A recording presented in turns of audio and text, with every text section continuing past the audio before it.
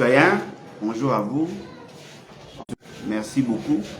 Naïbi que vous êtes très nombreux à nous suivre dans le cadre de la réfléchissons ensemble, mais réfléchissons bien. Parce que tout ça là déjà habitude, tout ça déjà na boyo kaneko tout ça là entre biso na bino pour qu'ensemble toye baka ko solo là, toye baka ko analyser certains faits, toye baka ko analyser la situation de notre pays afin que bandeko nyonso baza kolanda biso baza la paix na makoki ya koyeba makanisi na biso etant mosusu mpe koyi kokoma makanisi na bango na boyende tokokoka kozala na likanisi moko na mayematali ekola. Depuis je crois 2013 ou 2014 na bandaka kobwaka kolancer slogan moko connaître pour mieux servir. Et je crois que ekozala nécessaire mikolo ekoyi koya to banda ko insister sur yango. Et d'ailleurs, c'est dans ce cadre même que tout ça là réfléchissons ensemble mais réfléchissons bien. Liboso tango to bandaki ko sala ke bino pe boko ka ko benga pour que opesa makanisi na bino. Et le loyo il allait un peu difficile compte tenu à problème logistique, mais nous allons tenter, n'est-ce pas, avec les temps, nous allons tenter Yako banda pour faire intervenir bino na téléphone surtout mikolo eza koya pour que bino pe opesa makanisi na bino. Alors, lelo dans le cadre de la réflexion ensemble, réfléchissons bien. Tolingi tolobela sur le profil du candidat président de la République et même le profil, il y a certains candidats députés nationaux, provinciaux et ainsi de suite. Pour tracer le profil, il faudrait d'abord ma mission. C'est à partir des missions que l'on dresse le portrait robot à Mouto et Sengela Zala. C'est à partir de la mission de Babosala le profil. Parce que chaque tâche, chaque fonction est dans le profil. Pourquoi tu as insisté? Parce que je me rends compte que l'opinion apparemment se laisse emballer. Se laisse emballer par les à côté. Se laisse emballer par des faits où ils allaient périphériques. Et on n'arrive pas à bien cerner les enjeux. On n'arrive pas à comprendre pourquoi sommes-nous là. Yango Moni, analyse de tout ça là. Déjà par rapport à ma commentaire Nabino, par rapport à ma réaction en termes de appel et consorts, tout ça comme on a que makamu tout ça que ça là et fungola bate belé mémoire. Bate belé ba comprendre makamu ya politique, bazo comprendre certains faits factuels. Oh eza ko sunga eza ko permettre na biso lelo tout le monde a que ba ko zwa de bonnes décisions par rapport à makambo eza ikoya. Nazali kozwa mingi ba poste électif. Ici kawapi ba tu pona kozwa bokonzi. Esengeli na bango ba passer, n'est-ce pas? Ba passer par les élections. Le premier poste Oyo ezali imposa d'ailleurs le principe de l'élection ezali poste à président de la République. Le président de la République est une institution. Et cette institution ezali qu'on reflète la volonté de la population par rapport à son rôle, par rapport à ses missions. Et le président de la République Azali Moutou Oyo, Azali censé veiller à ce que les institutions fonctionnent normalement. Le président de la République a kota la kaka ba institution au niveau national té. A kota la paix ba institution au niveau de la province. Le président de la République Azali Moutou et Sengeli Azala les symboles de l'unité nationale. Azali Moutou et Sengeli Azala Moutou oyo alai kopesa ba orientation. Bref, il est un cadre de conception.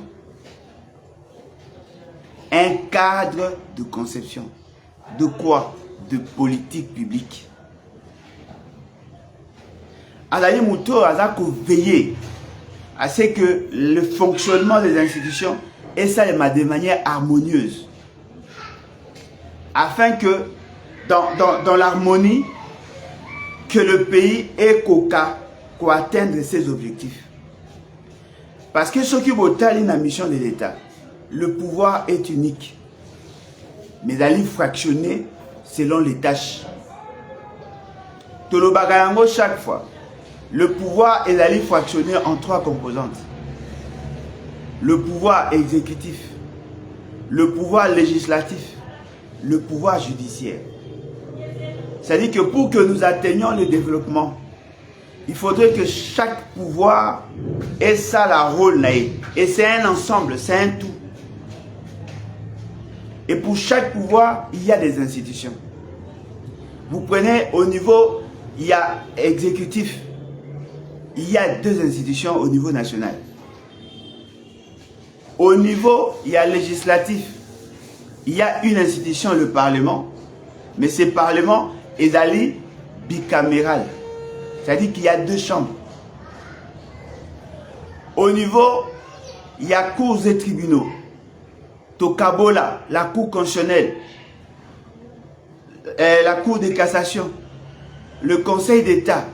Il y a le parquet, les tripés, tout ce que nous avons là comme charpente institutionnelle. Et donc, le président de la République, c'est celui-là qui veille sur tout ce qui s'est fait. Vous comprenez que la complexité de l'État, c'est que la personne qui assume cette fonction a rempli un certain nombre de critères. Adala mutu oyo ayebi. Adala mutu oyo ayebi koyeba. Pour ceux qui ayebi par ses actions, a créé ce qu'on appelle les dysfonctionnements systémiques. Donc, vous comprenez que nous sommes en face d'une fonction où il y a un double degré de compétence. Non seulement la compétence disciplinaire, mais aussi la compétence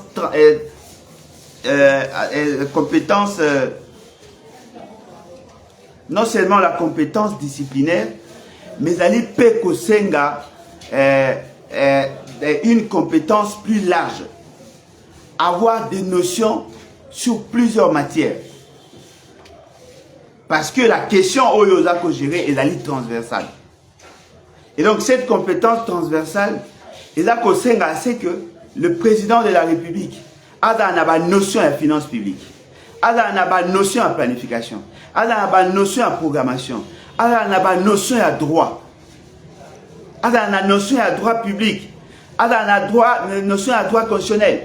C'est-à-dire qu'il doit avoir des notions dans plusieurs matières. Bien qu'il ne sera pas spécialiste sur toutes ces matières, mais il a une notion. En ce moment-là, quand il est devant ses conseillers, lorsque son conseiller parle, Ayeba, c'est que le conseiller dit. Il faut Ayeba la décentralisation. Ayeba les compétences naïbani. Ayeba esike suki. Ayeba compétence ya baninga esike bandi. Ayeba pe yango esike suki. En ce moment-là, quand il est là, akoyeba ke muto ya sala ke loko ebonga sala boete. Et il peut même orienter les actions au niveau de son cabinet. Donc, vous comprenez que la complexité de l'État impose à ce que celui qui sera président a la connaissance plus large. Il y a un penseur qui a dit, nous avons 3 types d'ignorants. Les ignorants qui ne connaissent rien sur tout, les ignorants qui connaissent peu sur tout, les ignorants qui connaissent peu sur tout, généralement, c'est là le type d'ignorant des dirigeants ou de la classe politique. Il doit connaître peu sur tout. Les grands ignorants, ce sont ceux qui ne connaissent rien sur tout. Les ignorants, oyo baebi peu surtout, et qu'on peut savoir possibilité à vous avoir politicien. Mais nous avons dit, il faudrait aussi avoir une adresse scientifique pour qu'on arrive à vous identifier. Donc vous comprenez, au regard de la complexité, de la fonction du président de la République, et c'est naye ayeba, boyebi. Nakati ya boyebi naye, il faut ayeba à dans la notion, il y a gestion des ressources humaines pour gérer bateau. Il faut à la notion, il y a psychologie. Il faut à la notion, il y a droit. Il faut à la notion ébélé. C'est-à-dire qu'il doit être un bon manager. Quelqu'un qui sait utiliser des gens par rapport au texte et par rapport à la situation donnée. Ce qui est le président de la République, Azali na mayele ya kokokate. Beaucoup mona, il y aura des chevauchements dans les actions. Beaucoup mona, il va vider la substance de l'action publique. Et qu'on a plus caractérisé par des choix contradictoires. Et qu'on a plus caractérisé par de faiblesses fonctionnelles. Et naturellement, il sera difficile à l'État d'atteindre ses objectifs. Donc, la fixation à bas objectif. La fixation à bas objectif, il y a un monde des accords prédéfinir le profit de la fonction. Que voulons-nous? Qui sommes-nous? Qu'avons-nous? Ce qui te répondent à la question, Anna, au comment que le président de la République doit être un homme sincère, un homme vrai. Parce que la crédibilité des institutions passera aussi par là.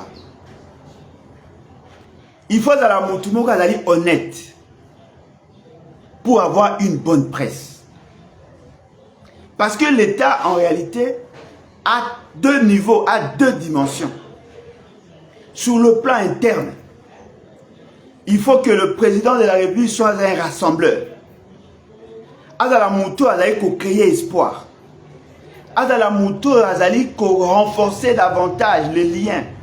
Adala Moutou Azali capable de donner des orientations. Parce que la société Nabiso est dynamique.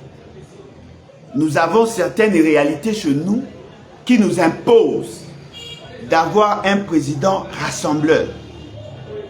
Pas un président qui vient diviser.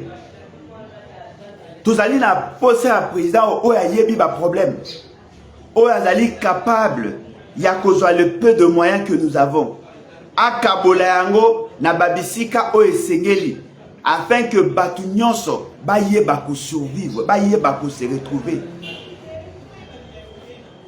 Donc, et l'oko wana, ezali essentiel, yakoye bayango.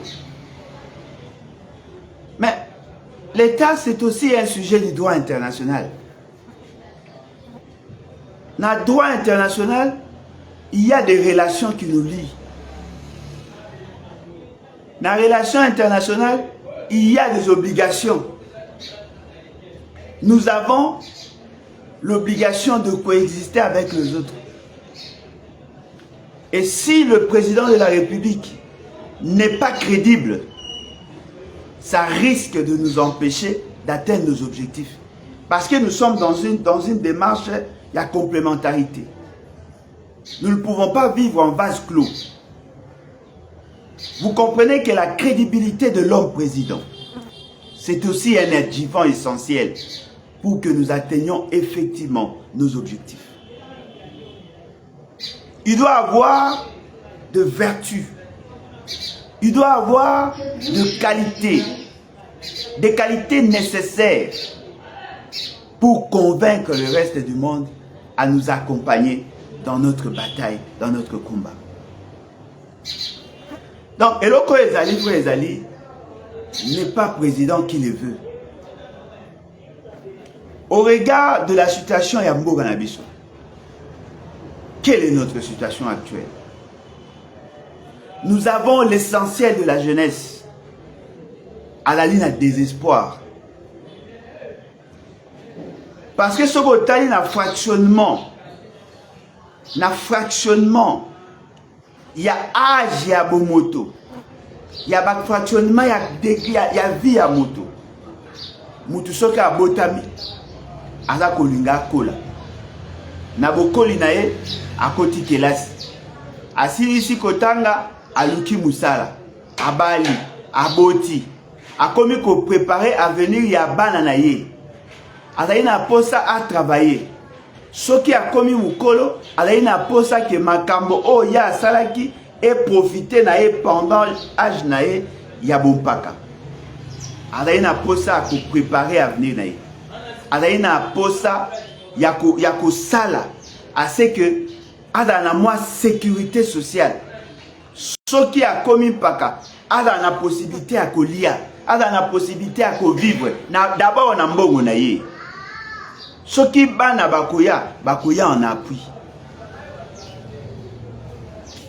Cette réalité, à niveau individuel, ça doit se refléter dans le politique public. Lelo, l'essentiel ya bana batangite.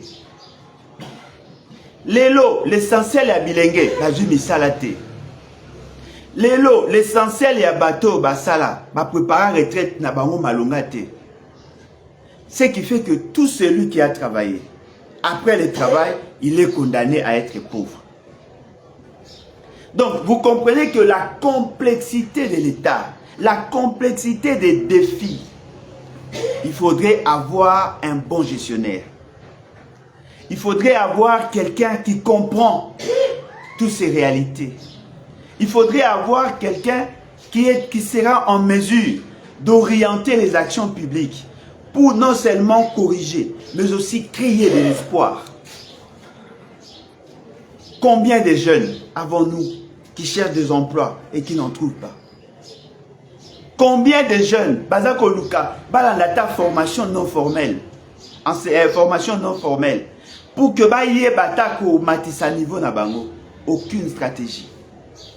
Combien de jeunes, Bazako Luka emploi, Bazako Joate? Combien de jeunes? Alors que Moutoutan Bazako Kola, ce qui a salité, Adan a revenu. Ce qui a revenu, Adan a une épargne. Tant que na âge moko, nous autres, capacité de recruter dans Moussa les Haïti. Moutouana a condamné à demeurer pauvre toute sa vie. Et certaines personnes oublient, il y a ce qu'on appelle la transmission générationnelle de la pauvreté. C'est-à-dire que le fait seulement que le papa a bâti, parce que la fécondité de l'homme ne dépend pas nécessairement de la condition de vie naïe. Un pauvre a toujours une propension à procréer. C'est là, la pauvreté n'est pas suspensive. Il y a ces mécanismes naturels. Un pauvre qui n'a pas eu le temps de se préparer d'abord pour soi-même aura des difficultés à se préparer pour ses enfants. Kobota na ye eza ko conditionner bana bana na capacité à kotanga malamu te. Lokola ya zalaki mobola mingi, je ne dis pas que c'est un principe. C'est un principe, mais il y a toujours des exceptions. Mingi akokota bana oyo bakozwa pe na chance te. Ce sont là nos grands défis. Tozali na défi ya ba route. Tozali na défi ya ba infrastructure ebele. Tozali na défi ya stabilité. Tozali na défi ya sécurité. Donc, notre pays a des grands défis. Et cela demande à ce que celui qui sera demain Mokonzi Mboka a la capacité d'observer, et de concevoir le politique public. Vous comprenez par là que le grand problème du pays est complexe. Ces grands problèmes du pays, ça demande beaucoup d'intelligence. Et c'est lui qui est le président de la République, Azali chef d'orchestre, pour qu'il y ait harmonie, bien que ce n'est pas lui qui va jouer il va utiliser tous les instruments, mais il doit savoir comment faire jouer chaque instrument selon la note au Essengeli et au bon moment. Le président de la République peut aussi être un coach, un sélectionneur. C'est lui qui doit sélectionner. C'est lui qui doit choisir de bonnes personnes. Et généralement, dans la gestion, le chef a besoin de deux types de collaborateurs. Les collaborateurs qui savent faire le diagnostic de la situation. Les collaborateurs qui savent résoudre le problème qu'il y a. Et les collaborateurs qui savent anticiper sur les problèmes éventuels. Pour arriver à sélectionner ces collaborateurs, il faudrait avoir des atouts, des aptitudes, la capacité de se choisir de bons collaborateurs. Et c'est lui qui fait le choix, avec complaisance, condamne son action à l'échec. Donc vous comprenez que le président de la République ne peut pas être un homme complaisant. Le président de la République ne doit pas être laxiste. Le président de la République doit être quelqu'un qui sait prendre de bonnes décisions au bon moment. Et vous comprenez par là qu'avoir un président de la République n'est pas une chose facile.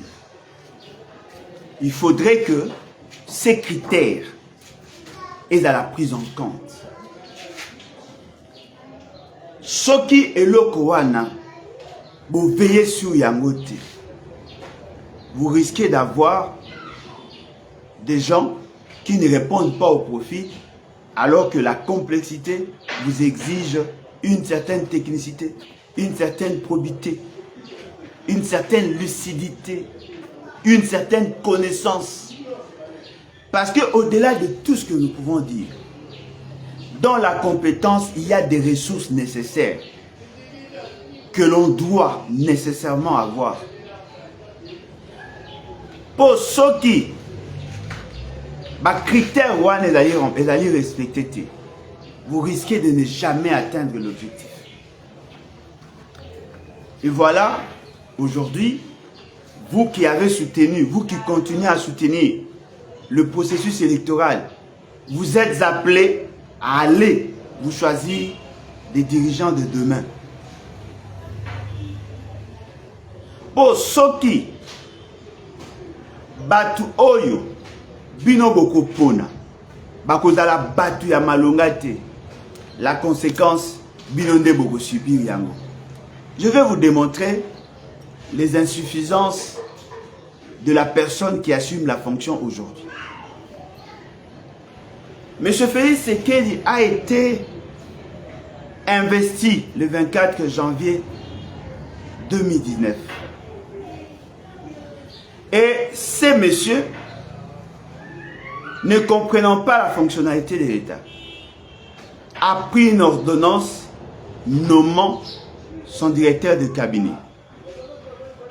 Le texte, le nommant, devait être publié. Tellement qu'il n'avait aucune notion sur le principe de l'administration, qu'est-ce qu'il a fait? Son directeur de cabinet a certifié la copie, le nommant. C'est-à-dire que la personne qui est bénéficiaire de l'ordonnance Yemoko a certifié la copie. Et ça a été étangamaki na RTNC. Ça, c'était déjà une preuve. Il y a manque, il y a connaissance. Parce que l'acte nommant un directeur de cabinet ne pouvait pas être certifié par la même personne qui, du reste, ne pouvait pas le faire du fait que c'est l'acte le créant en tant que directeur de cabinet. Les gens ne savaient même pas qu'il était encore directeur de cabinet, mais il a pris un acte administratif. C'est cet acte-là qui a été lu. C'était déjà des entorses. M. Félix Tshisekedi arrive au pouvoir, il suspend l'installation du Sénat.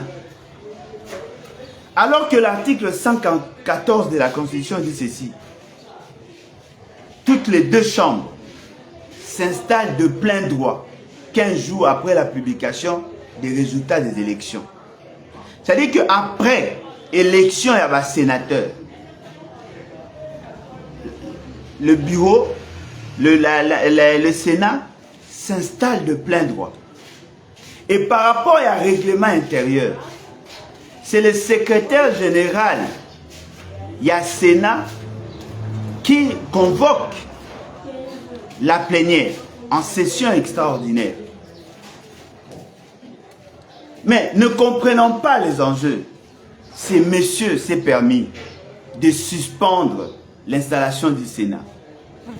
Parce qu'il y a le lobby, les députés provinciaux, il y a IDPS, qui corrompu par candidat sénateur, alors que Bango Bazalaki n'a 12 sénateurs, il ne pouvait pas comprendre que Bima 0, Bazalaki n'a 12 députés, il ne pouvait pas comprendre que na Kinshasa, il ne pouvait pas comprendre que Bima n'a 0 sénateur. Donc, vous comprenez que M. Félix Tshisekedi, ne connaissant pas la fonctionnalité de l'État, il a pris certaines décisions qui outrepassaient ses compétences. La conséquence, ça créait un blocage. Bien que par la suite, Bayeko s'est ressaisi pour annuler ce communiqué inutile. Alors qu'en réalité, même le Sénat devait considérer que l'acte-là, n'étant pas conforme, il était supposé être non pris. M. Félix Tshisekedi a pris l'initiative de nous lancer dans un programme. Le programme, il y a 100 jours. Le programme, il y a 100 premiers jours du chef de l'État. Programme d'urgence. Ne comprenons pas que l'urgence ezali na ba exigence na yango. C'est-à-dire que ce n'est pas l'institution président qui doit constater l'urgence. La Constitution a fixé le mécanisme et l'urgence. Et dans ces contextes-là, il y a urgence, le mode de gestion n'est changeable. Ne comprenant pas la fonctionnalité de l'État, M. Félix Tshisekedi a pris cette initiative. Il a conçu un programme,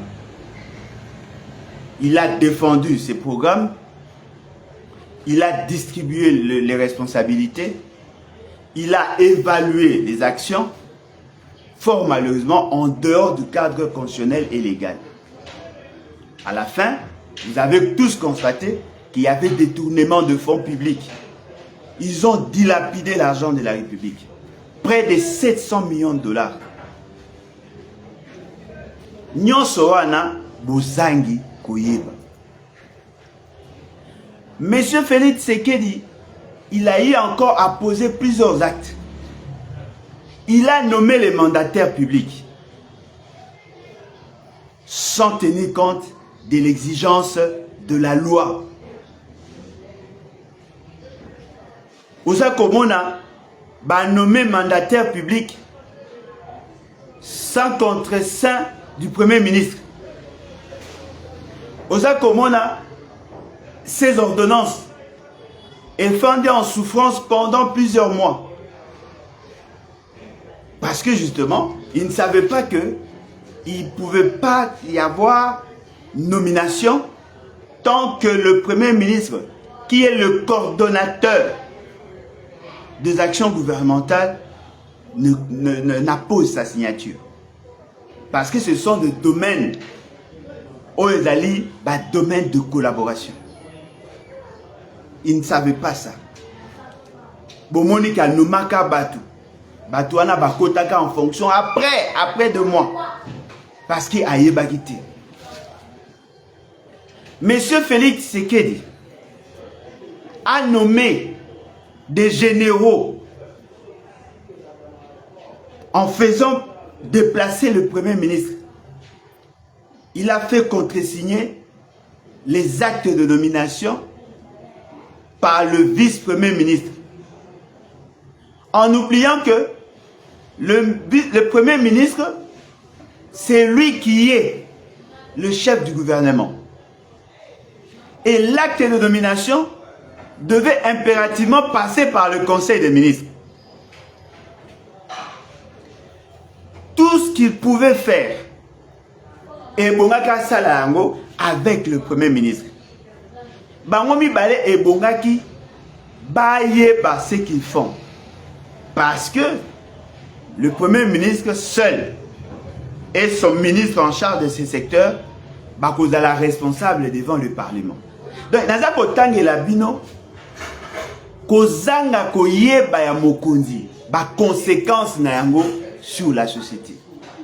Et ça dit que le ministre, les généraux au qui nommé, c'est la acte à notification et traîner et où met la qui peut acte à notification. Ça freinait. Il y a autant de dossiers. Mais ce fait, c'est qu'il a nommé un PCA, la CNSS. Alors que le PCA, au regard du texte réglementaire, ce PCA a outaka la représentation des travailleurs. Ce sont les syndicalistes de Bapunaka, selon leur texte. Ne connaissant pas la fonctionnalité, il a pris des décisions et la personne qui a été nommée n'a pas travaillé parce qu'on ne pouvait pas le notifier. Au lieu que M. Félix Tshisekedi a une ordonnance annulant son acte, sa première ordonnance, dans le cadre, il y a principe, il y a acte contraire, le parallélisme de forme et de compétences. Qu'est-ce que M. Félix Tshisekedi fait? Il autorise un ministre à notifier une autre personne. C'est-à-dire que la notification, l'arrêté d'un ministre a abrogé une disposition d'une ordonnance présidentielle. Autant de dégâts. Autant de dégâts. Au lieu de respecter la procédure, en matière de signature, il y a des traités et accords. Toujours des faiblesses. Je suis le président, il signe. On lui dit non, monsieur, c'est pas comme ça, il fallait commencer par le gouvernement. Il signe. Après, c'est-à-dire que c'est un monsieur très dangereux. Et le plus grand obstacle, c'est le degré d'ignorance. Donc, vous comprenez par là que les critères au binobo négligés, il y a un déjà pour conditionner le bon fonctionnement des institutions. Ce qui m'a évité. Binobo kanisake ba conseiller ba bossa. Mais yé moko moi yé ba te conseiller au ça l'erreur. Et puis boye puis critère ni ba pona ba conseiller. Beaucoup soit risque.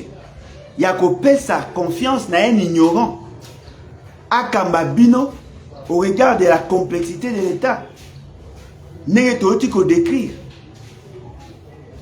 Bozo mona vraiment ya solo mutu a yébité à pour assumer fonction. Oh non, à cause de l'entouré par ma conseiller. Bon Dieu, combien de conseillers M. Félix Tshisekedi a? Et bon, me pose la question, pourquoi a ça Makamba avec autant de maladresse? Bozo monate la dangerosité ya bokonzi ya mutu aza ignorant. Parce que eloko moko ezali vrai. Soki oyebite osa elota. Oh non, il a la volonté. Bon Dieu. On peut avoir un enfant malade. On n'est pas médecin. On a la volonté de voir l'enfant guérir. Cela ne fera pas de vous pour autant incompétent. Okokenete okomo kosomba bakisi, ozwi ba seringue, oyo kotuba etonga pour manifester la volonté ya komona mwana biki. Soko oyebite, oyebite. On n'est pas obligé de tout connaître, on n'est pas obligé d'être intelligent. Soko ozamaele, ozamaele. Soki po ozamaele te, ozamaele te. Mais attention, la société na biso elingi. Pour être le président de la République, il faut être intelligent. Il faut qu'on yeba. Oya yebite n'a pas droit au chapitre. Misala na moko ezebele. Côté kaba pizza, côté kaba mai, kosala ba boutique. Ezapeka misala. Mais na musala oyo biso to oloba président de la République. Ça demande beaucoup d'intelligence, beaucoup de tact. Il faut à la moutou o yebi.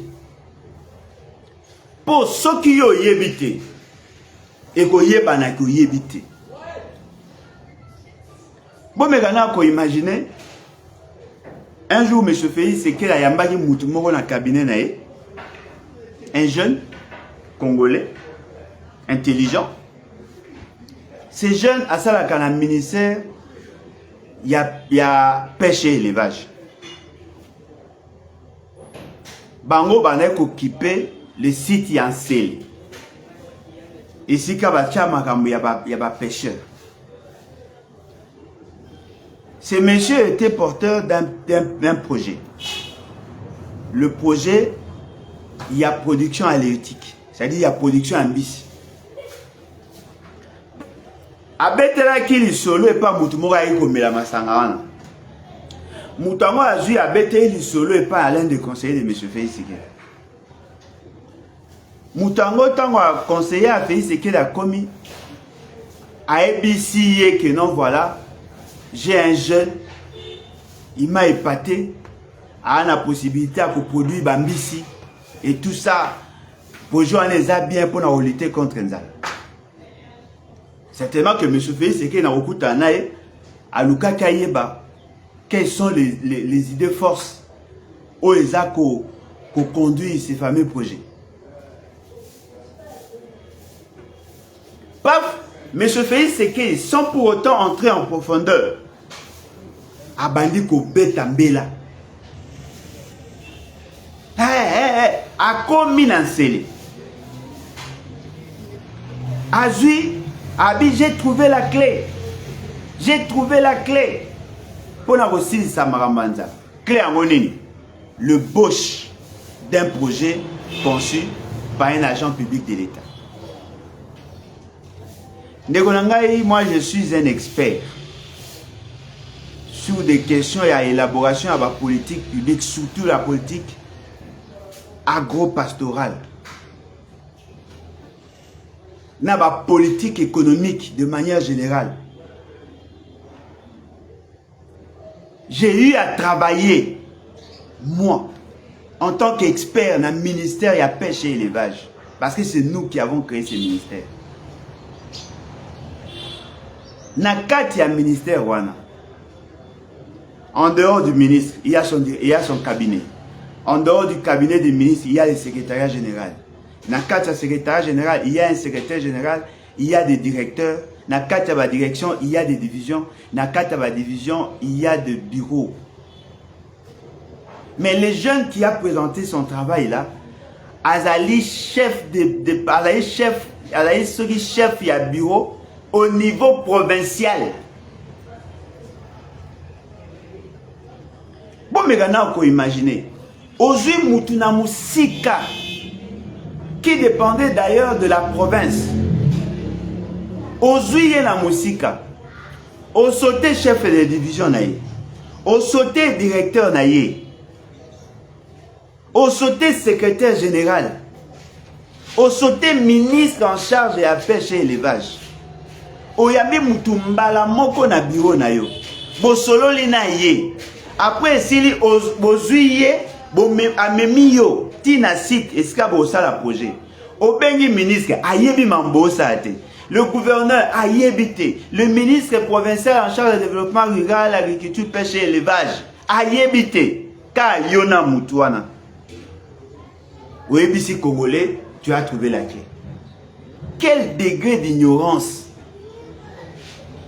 C'est-à-dire qu'il n'y a même pas la procédure, comment le projet est Kotaka, ou la proposition de projet. Il n'y a même pas comment les études, il y a préfaisabilité, il y a faisabilité, ça il n'y a même pas comment on fait la programmation, la planification. Et il a considéré qu'il a trouvé la clé. Dites-moi, 3 ans après, où en sommes-nous? Attends Ndakala, oui, bomoni, hein? Ndakala, bomoni? Parce que justement, l'ignorance a dominé.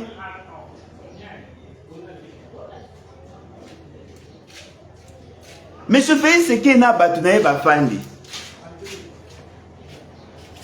Ça, les programmes passent, n'a pas eu. Programme alimentaire d'urgence. Sans comprendre le méandre, la procédure. Bazu basali texte moko epa na bango, bakomi lettre na FPI, abimisa mbongo, pour que l'État a comme commerçant. Même pas l'État, la présidence a comme commerçante. Ba réquisitionner ba camion armé. Ba sombi. Ba jumbongo na FPI, ba keko somba biloko na niveau ya ba province, na niveau ya ba Congo central na 4. Ba sombi ba ndembi, ba pilipili, ba matungulu, ba sombi ba makala, ba kwanga, ba ye na ba camion, ba tche na ba site moko ba bengaki ba site stratégique, ba komi koteka biloko bango ba ye ko somba. Pona bango, c'était une politique. Il y a malamu pour baisser les prix. Non seulement que le prix n'a pas baissé, mais il n'y a pas de projet, il n'y a pas de suite à projet. Et l'argent là, au Babimisagi, volatilisé. Donc, vous comprenez que, ata soki bolobi nyonso, un ignorant ne peut pas être un bon président. Impossible. Impossible. Un ignorant ne peut pas être un bon président. Tout le monde a un coup, tout cas, a fonction à Mickey le quoi pasteur. Ce qui est pasteur à ignorant, à diriger l'église Neil.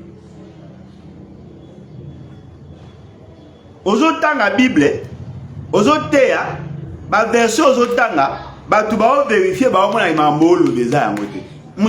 confiance à date. Il faut connaître. Et c'est cette connaissance-là. Ndela Kisaka, oui, ce monsieur peut être compétent. Il faudrait aussi avoir des capacités. Il faudrait avoir les aptitudes. Ce sont ces éléments-là qui constituent la base de la compétence. Un ignorant ne peut pas être compétent. Impossible. Impossible. Celui qui n'a pas la capacité, celui qui n'a pas les aptitudes, ne peut pas être compétent. Impossible, je vous dis. Impossible. Voilà pourquoi moi j'ai dit, au-delà, il y a des critères subjectifs, objectivement. Un bon candidat doit connaître. C'est là maintenant, et là qu'on fait ressortir les niveaux d'études. C'est-à-dire que Moutou, il faut y aller.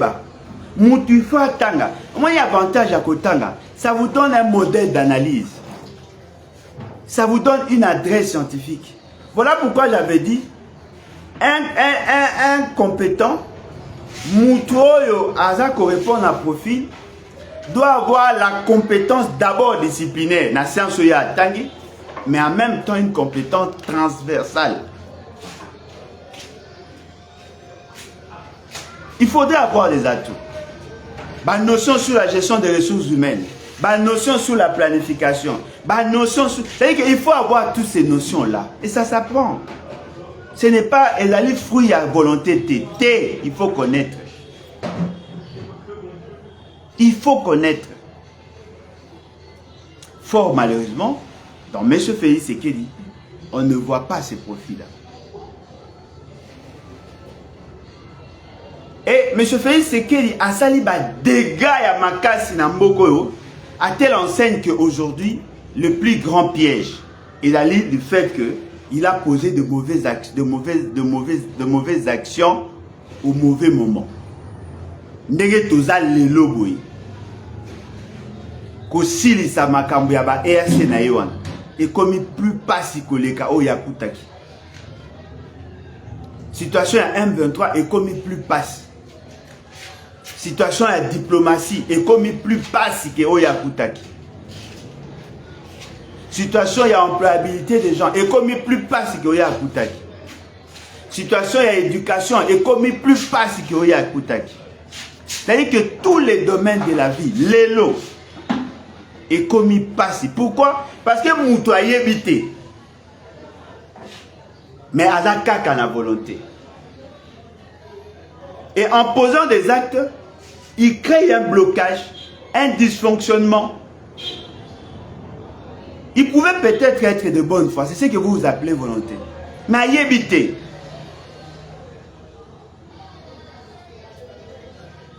Moutou moko boye a sali accident. Li bende côté na katanzot. Moutamoni azo souffrir, azo linga bimisa. Abimisa li bende peut-être à sauver. Moutou moko azo ya mbango abise keba ko bimisa ete soko bimise li bende wana akosala arrêt cardiaque okufa.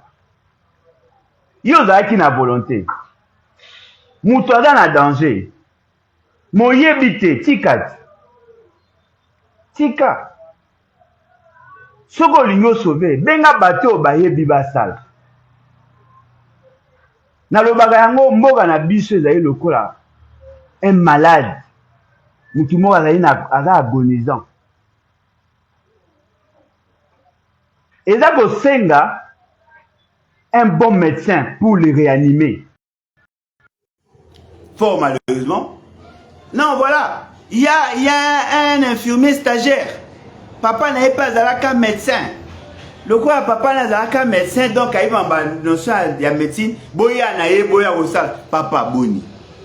Boya osaka na vie abatu boyeta. Ou yebite tika. Yango moni lelo.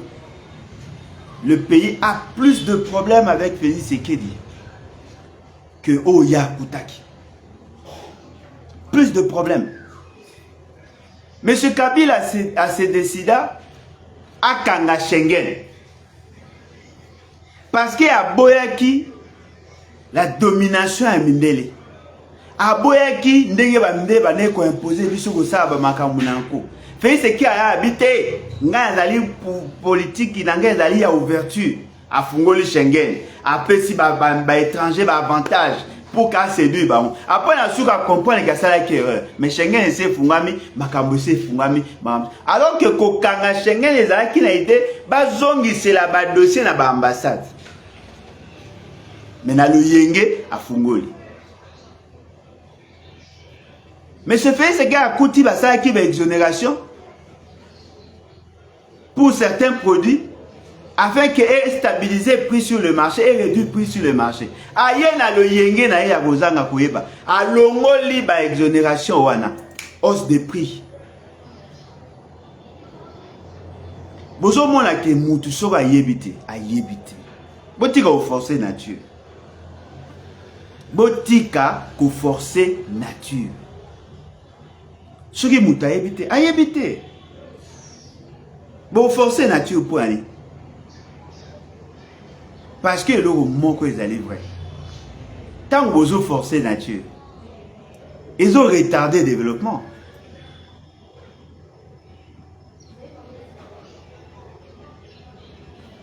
Nyonso wana, ils ont l'accepté les dangers d'un président ignorant à la tête du pays. Il faut mutu ayeba. Un bon président, c'est quelqu'un qui connaît. Un bon président, c'est quelqu'un qui a de la personnalité. Un bon président, c'est quelqu'un qui a de la crédibilité. Un bon président, c'est quelqu'un qui a développé sa subtilité par rapport à la question diplomatique internationale. Un bon président, c'est quelqu'un qui aime sa nation et qui connaît les réalités de son pays.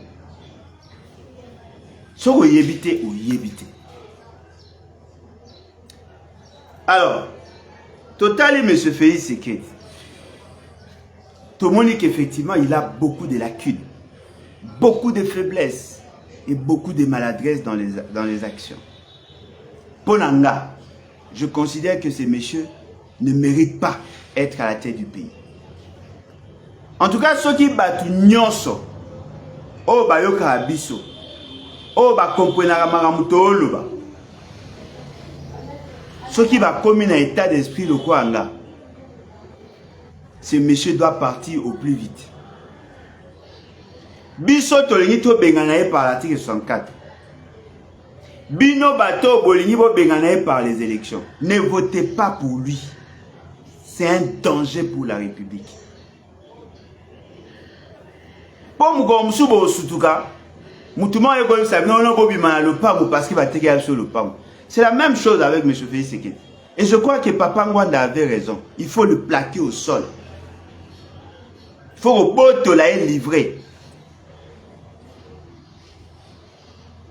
Il a posé beaucoup d'actions, beaucoup d'actes de maladresse.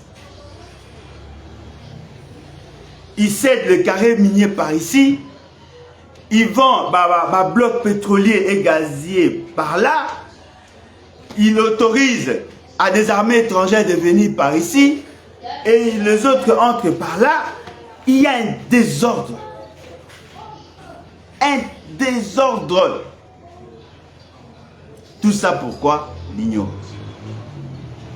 Je voudrais nous dire qu'il n'est pas le seul. Je constate que ce monsieur, dans ses maladresses, il a créé un autre monstre, Moïse Katumbi. On risque de voter pour M. Moïse Katumbi pour sanctionner Félix Tshisekedi. Non, voilà, Azaki victime, Bazo Salaye Mabe, et créez-moi Mahamo ou la mitema. Batwabia, le quoi y a un moyen, le quoi y a Bazo Salaye Bakanaï, tout voter pour que tout se débarrasse de M. Félix Tshisekedi. Peuple congolais. Bolinga bossa la même erreur au Bossalaki en 2018. Vous tous, vous avez l'intention de faire partie Kabila. C'était légitime. Mais Bomi posa qui question te Nani faut à remplacer Kabila. Bosangi sagi makasi nabino nyonso. Kabila doit partir, oui. Mais vous ne se posez jamais question, il devait être remplacé par qui? Nayoka bataille des personnes, même un chien vaut mieux un chien qui Kabila. Même s'il faut le remplacer par un chien. Mais celui qui est là n'est pas un chien. Vous n'avez jamais atteint l'objectif.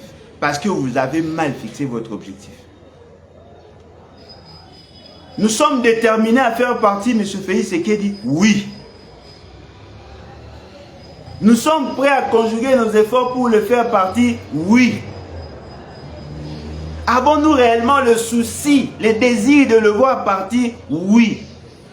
Mais on ne va pas les remplacer par n'importe qui.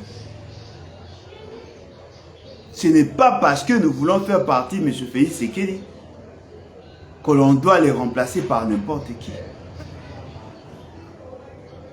Il faudrait à tout prix veiller sur la qualité de l'homme qui doit remplacer M. Félix Tshisekedi. Botika ba sentiment, botika ba émotion. Il faudrait imposer la rationalité. Ne déshabillez pas Simon pour habiller Saint-Pierre. Ba mutu moro. Ne va comme ce que et qualité par rapport à circonstances, il y a un nègre va ça comme. Ce n'est pas parce que Bolingi Félix Tshisekedi a Longwa qu'il faudrait les remplacer par n'importe qui. Désirer l'excellence. Ma belle abisso va congolais années. Tout ça ramagamne elengeye. Ah, Mikolo est comme gaz et quoi na koto bino tout bozu bokei. Vous ne prenez pas le soin de réfléchir sur la qualité des hommes qui doivent remplacer M. Félix Tshisekedi. Pour n'a que Félix Tshisekedi a ok na ekak.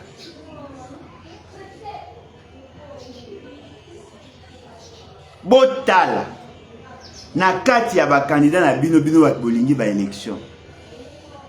Nani azo rempli ba critères autour koloba.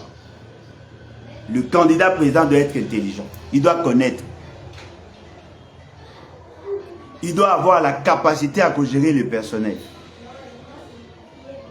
Il doit avoir la personnalité nécessaire, la crédibilité.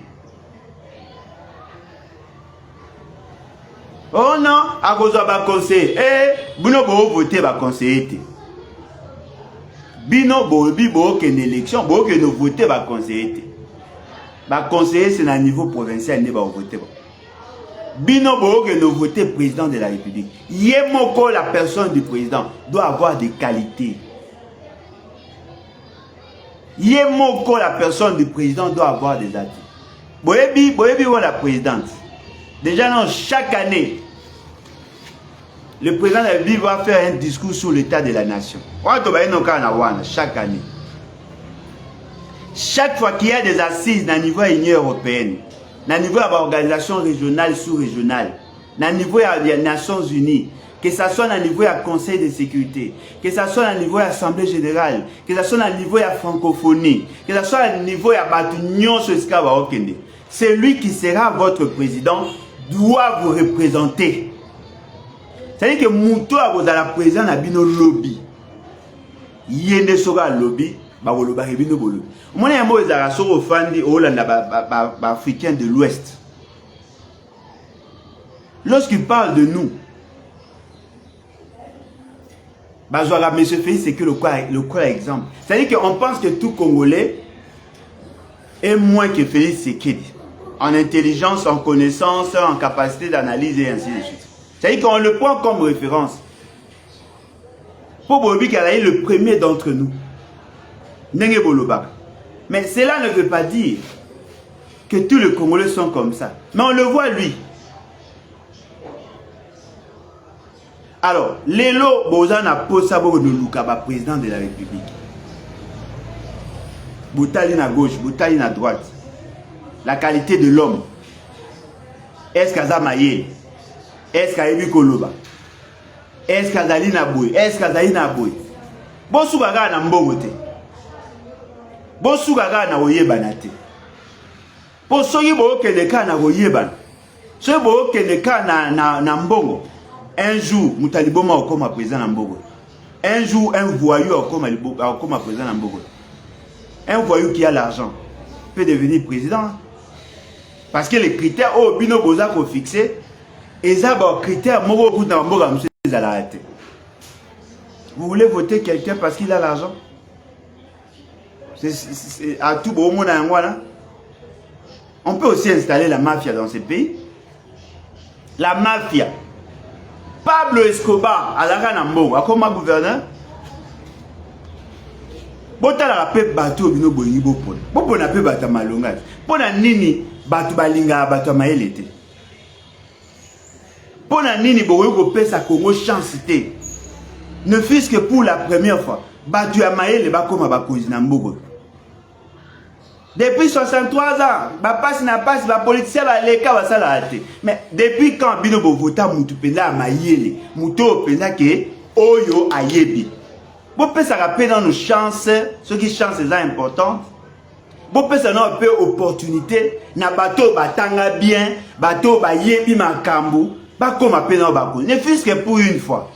En ce moment-là, Bogota, Bitala, Oaza Maye, la Tanga Université a échoué. Mais bino depuis tout banda, car ba autodidacte. Mais les lots, vous ça la terre est forte, vous changez ta magamo. Vous pouvez savoir battu à Maye, Bazali et Belé. Nakatia Bakainda Bata Maye, Bazali. Moi, ils étaient à vous pesa bango opportunité wana bakambamboka. Botala Oaza ina Mayele, ala ina personnalité. Nangongo ke so aza devant Kagame kolenga te aseka pa pamba te awela ko kanganga ba photo ya pamba te azala muto quand il a de la personnalité atemi batu ba yebi. On a des gens intelligents parmi ces candidats au nazo mona wana bien que tout ça, mais il y a des gens intelligents. Il y a des gens qui méritent votre confiance. Bino boboy bolinga bato ba célébrité. Bobimisi Bokonzi à Congo loko la confiji benawir. Oh yekuna asaka ba plein. Oh kuna ayemba bien. Bokom ici débat ya politique, l'avenir de la nation. Bokom ici on a débat à Jibenawir. Bokom ici on a débat ya VA na DSMP. Tout ça il faut tout comme sérieux. Là nous parlons de quoi? De l'avenir de toute une nation.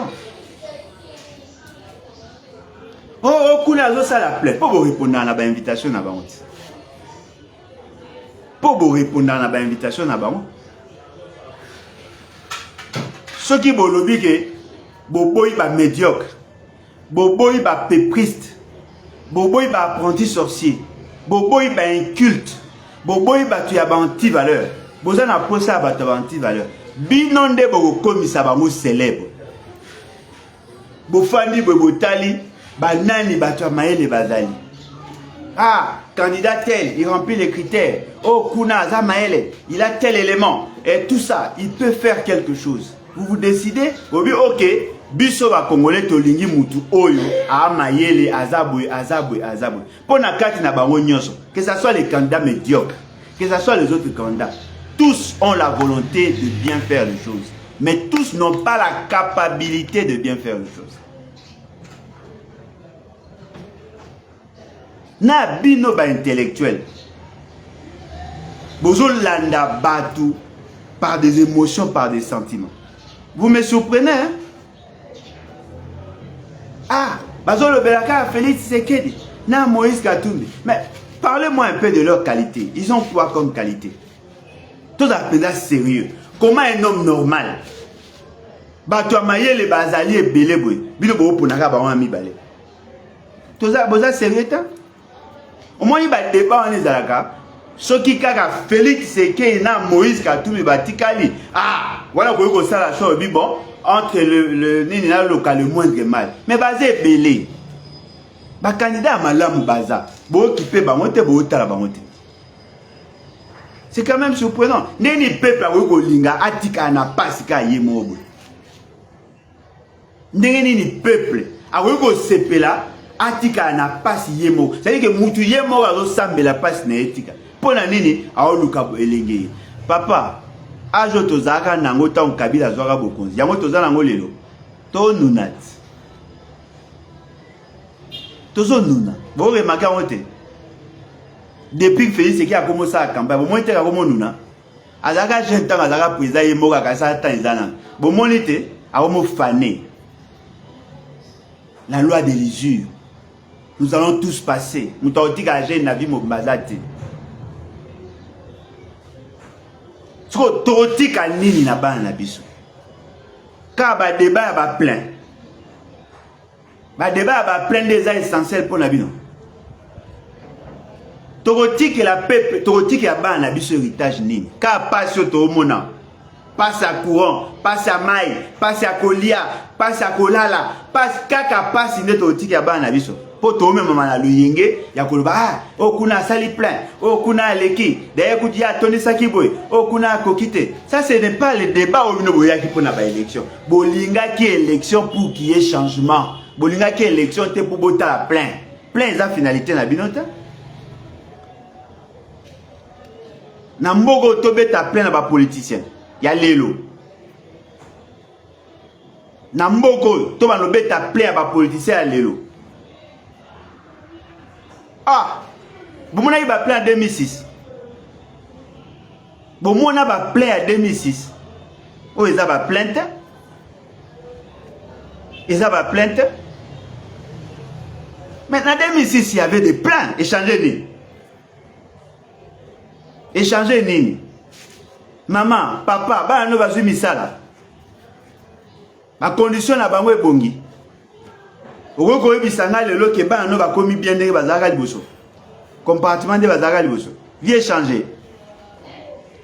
Ba komi kola na ba condition bien.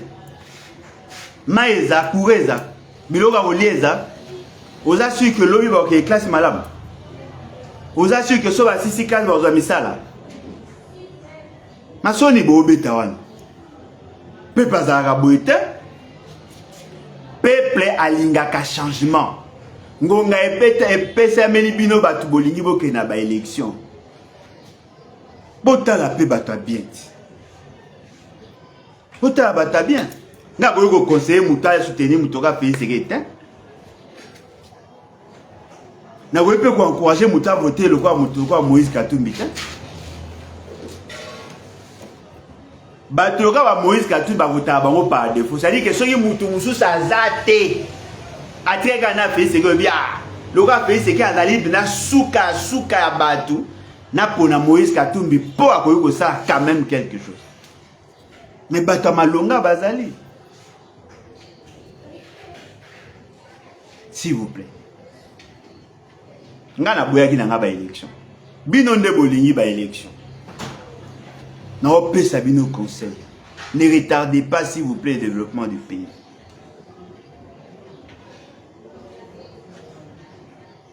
Au moins fait c'est que aza lokola bato ba katana misapi pona koela likele. C'est que vision eza mukia. Yo so mona président de la République. Azo ebisa bato na Noël na bonne année. Bogolia malamu. Poto memeli bino ba soso béton. To memeli bino ba Thompson. To yena 27 000 tonnes ya Thompson. Ekomate. Ta la vision mukusha. 27 000 tonnes à poisson. 27 000 tonnes à poisson. Kinshasa awa par an. Tu consommes près de 200 000 tonnes à poisson. Mais mouton c'est pile pour à ça qu'on importer 27 000 tonnes. Et comme a pété 6 millions de dollars bamela. Moi ba konzi mususu o bino bokuni sakawana. Baza lokwa ba jeune yo ala muki na tongo akobeta moi code pendant quelques minutes akokisi mbongo ba bengani na baninga basangisi mbongo basombi soki mupende ya nyau to basombi mbisi to basombi nini balambisi matembele so ina fufu baolia na quartier bakaisi ke vie yangwa. Mboga munene bato mayele belebwe bo suki sabiso vie na Thompson. Toza mwani, mois de décembre. Ko fêter bonne année sili. Mbisi o baba na bino ke koya, ti lelo ekomi. Mbisi ekomi ta? Mbisi o babimisaka 6 millions. Baba ke bayaka nango po biloko ekita na marché. Pour que batu ba fêter bonne année. Bonne année pe yango. Ezo coïncider bonne année na ba élection. Yango toza. Ba importer mbisi yango déjà. Oh ba opérateur économique baza ko saboter action na ye, il faut ye moka ba no somba mbisi. Sikoyo bosombi. Masango ekiti.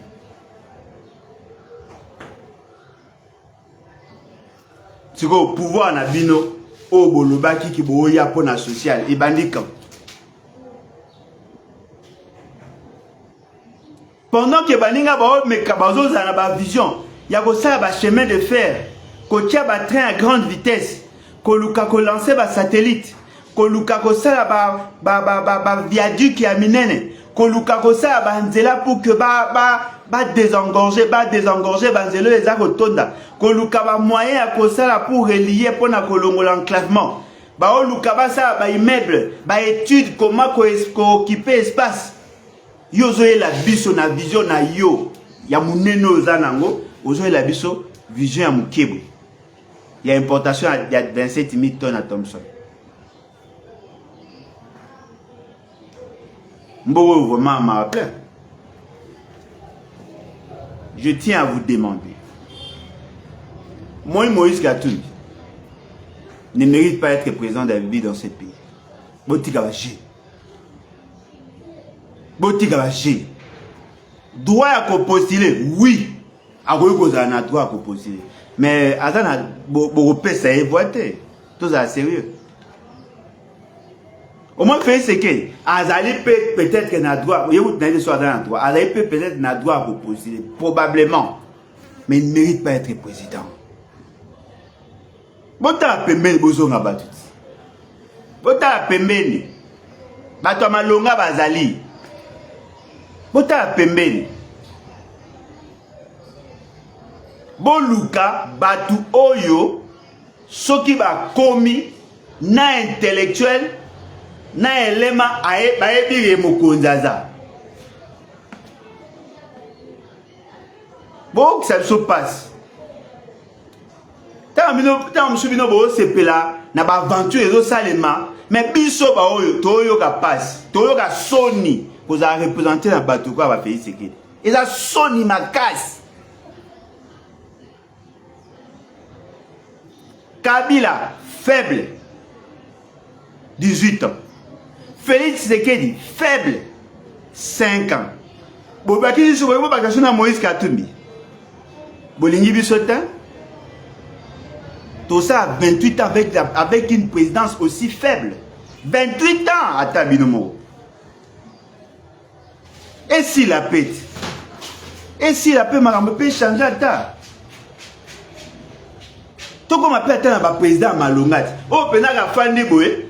A oloba. Ou bien à ça ici ka ba lususu ba président sube ba auto ça y. Nga na vivango nga na bomwa na nga na mona. Président na biso a obang sa président français. Nga na mona yango. Nga na viva eloko wana. Un premier ministre français a obanga président na biso.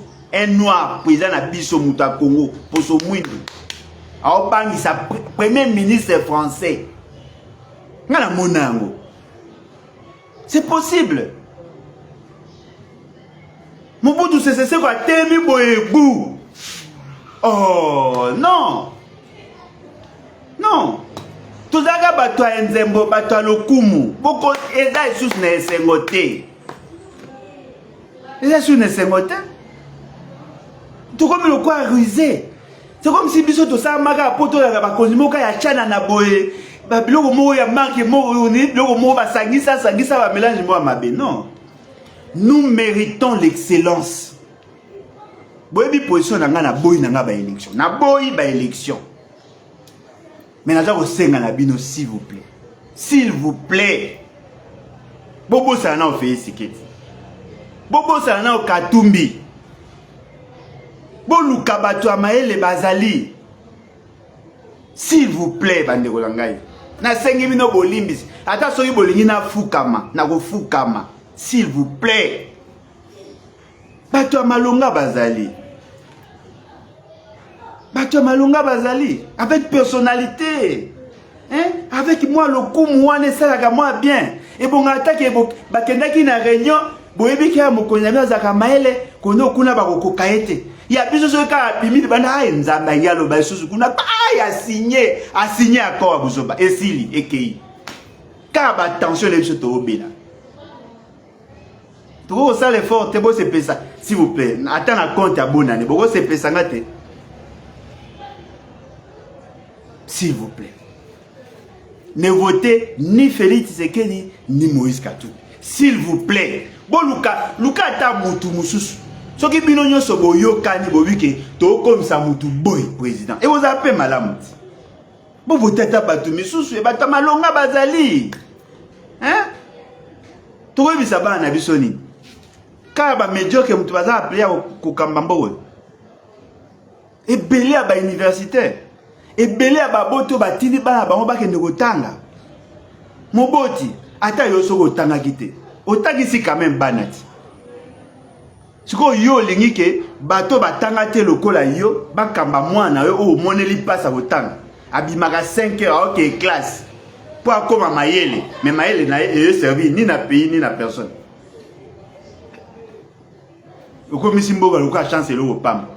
Oh, tout pouvoir vient de Dieu. Autant la Bible vient de toute autorité vient de Dieu. Nous sommes dans une démocratie. Tout pouvoir vient du peuple. Binon de boana pouvoir. Il y a changer ma cam. Fandi Boye. Tout Kinshasa. Tout Lubumbashi. Kalemi. Luala Babo Bimagaka. Bozui ba province nyonso, tous les grands centres, ba territoire. Bino nyonso bo landa vidéo. Bo se décider bobi oui, to voter mutu tel. Fait ce que na mbongo na pouvoir na a osali lote. Biso soki bino bo voter mutu ya malam. Biso to bimana balabala pour que to protéger mutu wana akota na fonction. Biso to sala yango. Ata so to kufa to sala yango. En ce moment, tu as dit que le peuple n'a pas pour qui malamu, balingi va déjouer rôle, va déjouer suffrage, va déjouer volonté. Nous allons nous sacrifier. Bon pour nous choisir bien. Hein? Bon pour nous choisir bien. Un étudiant a autant n'a pas si na université, ba condition a pas si, a na boursité. Bambongo ya kosangisa ba papier duplicateur ya kutu pasi po azwango abundi asilisi mutu moko ba kokai ndeko sa examen oh boniko bandeko nanga na osenga na bino que votre choix est dans la choix ya changement. Attention, vous se limitez qu'à un président de la République pour na si ça na ba soi-disant ba député à bien. Bongina pesa bino conseil moko. Bomoni batu nyonso bazaka ba député na kala. Oh baba na ko liaka ba 21 000 na ba 50 000. Moi batu na nyonso. Bobo akisabo. Surtout le soi-disant ministre. Oh ba gérer na Félix Tshisekedi. Oh ba BBC étude. Oh, bah, qui peut m'arranger, bah, secteur est sensible, transport, carburant, tout, bah, tout nyon so, on a, bah, ça y est, n'a fait, c'est que mine tout ça. Bon, voter, bah, voter. Il faudrait que, bah, la sévèrement sanctionné. De Rolangaye, au votaki, Moussalo, yo votaki, atiki, a commis na gouvernement. Na gouvernement a salé l'autre. Ce qu'on y a se voit pas ça, Eloni. Pour Azara qui député, à Longwe, a commis ministre, na députation à salle l'autre, na ministère à salle l'autre. Ce qu'on y a voté l'ennemi. Misusu ba yibi bambongo.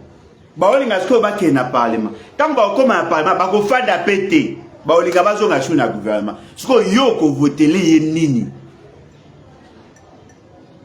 Bon mais quand on imaginer un député à l'équipe na TV Abi 300 nani ba kosi ki doit foutre la biso 21 000.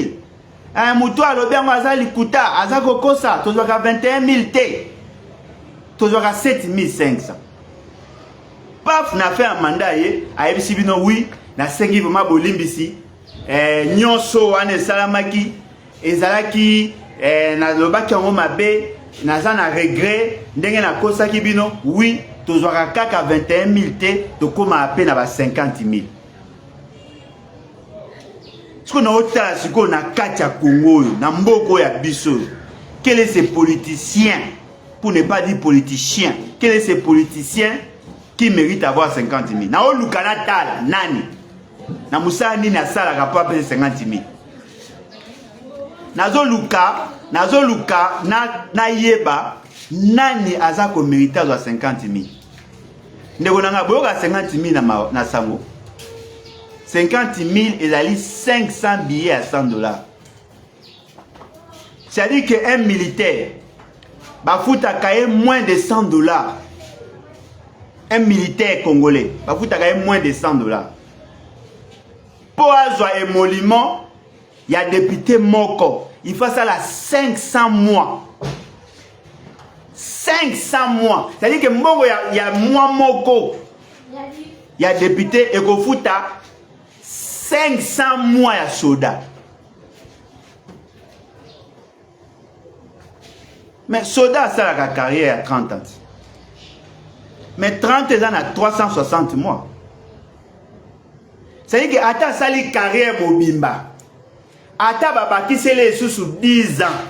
Akokomaka jamais na émolument un député. Dites-moi, un député qui accepte de toucher 21 000, de toucher 50 000, alors que le dernier des militaires, oyo alalaka libanda, oyo atikaka mwasi na ye na bana na ndako ya mabe, baoli ya mabe, aoke nobunda mpo na ekolo, ayebi te soki akobika, akufi pe kuna, azongi baopesa ye $15 le mois, yo muto ozo kosa ke oza molobeli na ye, ozwaka $50 000.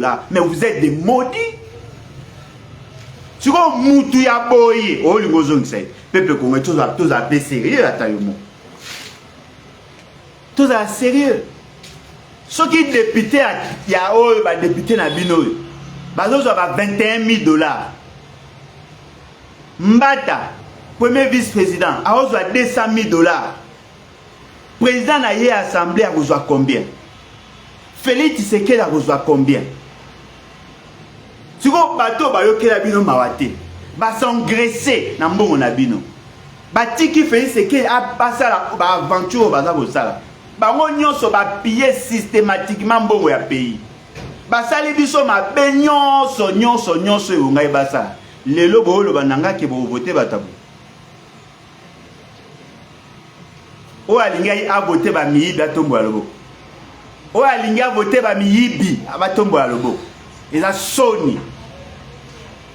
Eza soni. Botala bato mayele bazali. Ba Congolais à malonga bazali, même na kata ba parti na bango wana, même na ba parti à bato malonga, ba Congolais à malamu bazali. Bo pe sa chance na mboka. Bo pe sa chance na mboka s'il vous plaît. Bo pe sa chance na mboka. Bino mo bo pona ba choa mabe. O wana bien wana, azalaka bien. Après ça biso ba numéro matricule. Po yo 8. Bongo ba oyo ba jité. Oh, Akundanga Bibembe, oui, pour y ba mbongo. Quel est ce pays où batu ba ozela, mutu mora yi ba na l'état kwa ya Akundanga Bibembe. Bakonza chanana. Bakonzi bazanga tina. Bakonzi ba omona peuple na bango azako souffrir. Bango ba osepela mitema mabe. Bakonzi mo pena tina te. Yo mo conditionné na azo bela beri mo conditionné na azo bela azo zanga biloko ya kolia. Peuple na azo souffrir, jeunesse na yo o eza venir à lobby azata na espoir te. O yo ka sonité o ela batu masola mbongo. Bonne ko vivre na ba salaire à basse. Ba msu to yebi ba no la na ba salon. Beaucoup de gens belé, beaucoup arrogant, beaucoup n'importe quoi. Alors que Batouba n'a pas ça changement.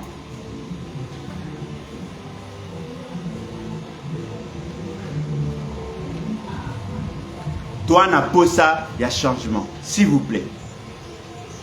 Ceux qui vont voter ma B, bino va bolingi ba élection.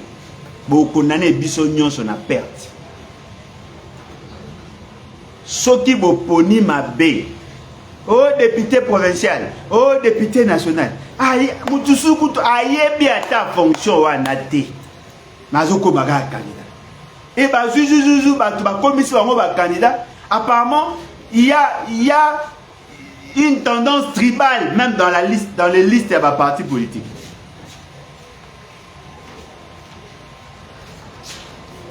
N'est-ce pas que le Congo mérite mieux?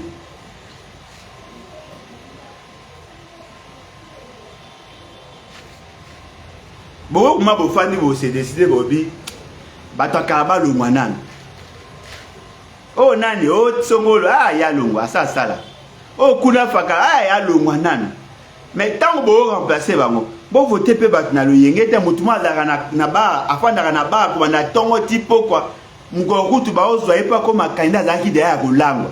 Immoralité ko yibara ba mbongo ko lingaka basi abatu, ko sanga ba escroquer, po ba escroc basé belé.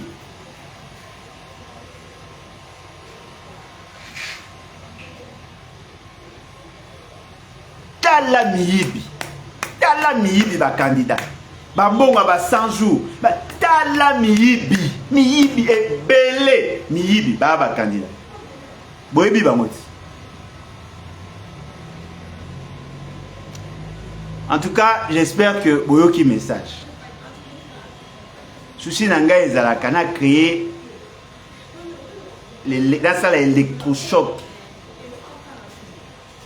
N'a créé des clics dans vos esprits afin que le show change. N'a pas ça que bino nyonso ici quand vous allez beau comprendre l'enjeu, beau avoir ma bonne décision. Les aventuriers que vous voyez là, ces Égyptiens là, vous ne les reverrez plus jamais. Il faut les oublier. Union sacrée, il faut le jeter dans la poubelle. Bazo mériter l'eau moté, la poubelle de l'oubli. Il faut les oublier. Il faut vraiment les oublier. Bah, ridicule. Na boende avenir na biso ezala malamu. Na lobito na lobite. En tout cas, merci beaucoup. Na sepeli na ndenge bolandi biso ebele. Nzambe asunga biso. Nzambe asunga biso. Makambo etambola malamu. Tokozonga lisusu pour que to manyola, pour que to lakisa, to kota pena na katikati, pour to continuer na série au tolobaki le 20 raisons pour ne pas voter M. Félix Tshisekedi. Et na kati wana to uti ko kotisa lisusu un autre candidat qui ne remplit pas les critères mais qui apparemment arrive à séduire. En tout cas, merci à vous. Je crois que tu vas à la prochaine occasion. Au revoir. Bye. Bato Balingi, Babengangai, plus 243 81 250 28 51. 81 250 28 51. Donc, comme ça, livre Ezali, forêt congolaise, conflit nébuleux d'objectifs écologiques et économiques. Ezali, Oyalingi, Kosomba Yango na Kinshasa, na France, na Belgique, na Suisse, na Suède, bokoki ko benga biso et na boende boza na possibilité ya kozango. En tout cas, bye et merci.